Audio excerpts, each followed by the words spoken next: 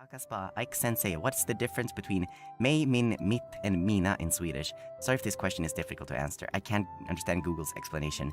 Yeah, it is a little bit of tricky. Let's write that up, shall we? Let's have a little bit of a Swedish class. And I'm not even sure if I'm gonna be able to explain these properly, but I'll do it to the best of my ability.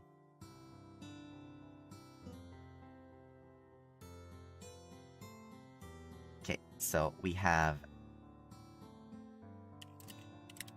These are like when you're talking about yourself in first person.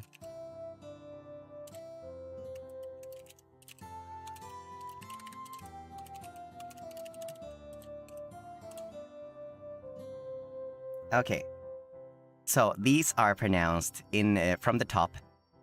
Mig, min, mitt, mina.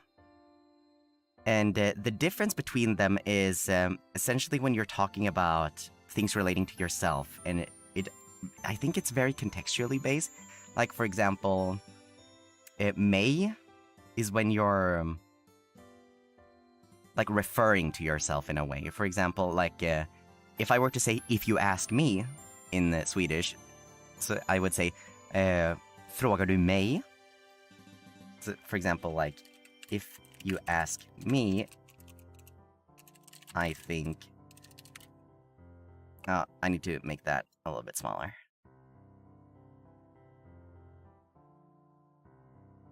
So in Swedish, I would say that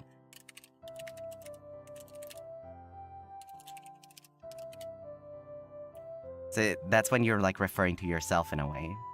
So if you ask me, I think, then I would say "Frågar du mig?" So yeah, that's when I would use "mig" personally. I don't know if that makes a lot of sense. It's something that you sort of get used to, I guess, over time. It's kind of like how in Japanese, I have a really hard time distinguishing when I'm supposed to use wa and when I'm supposed to use ga.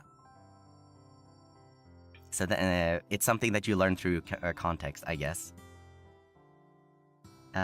For the second one, min, that means mine. So like your own stuff. So like when you're referring to something that's yours, for example, if you're referring to your cars, you would say min bil, like bil is car. Or if you're, or since I'm drinking tea, like my cup would be min kopp. But it's not referring to like something that's actually no, that does change a little bit. Like I was going to say that, oh, it never really works if you're referring to like a body part of yourself, but then I remember that if you say my hand in Swedish, it is min hand, but if you're talking about your head, for example, it's mitt huvud. So that is a really good question. Now that I'm thinking about it, I realize how confusing this is, and I am probably not helping out in the slightest. Guguru-sensei probably had a much better answer.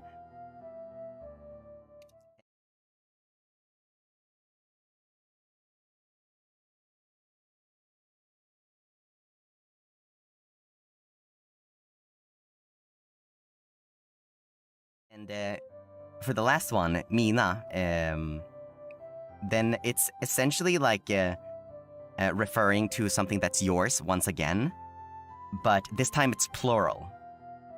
So this one is plural. You're never using this one for a single thing. Like if you're talking about a finger, you would say mitt finger, M-I-T-T, mitt finger. You would never say mina finger.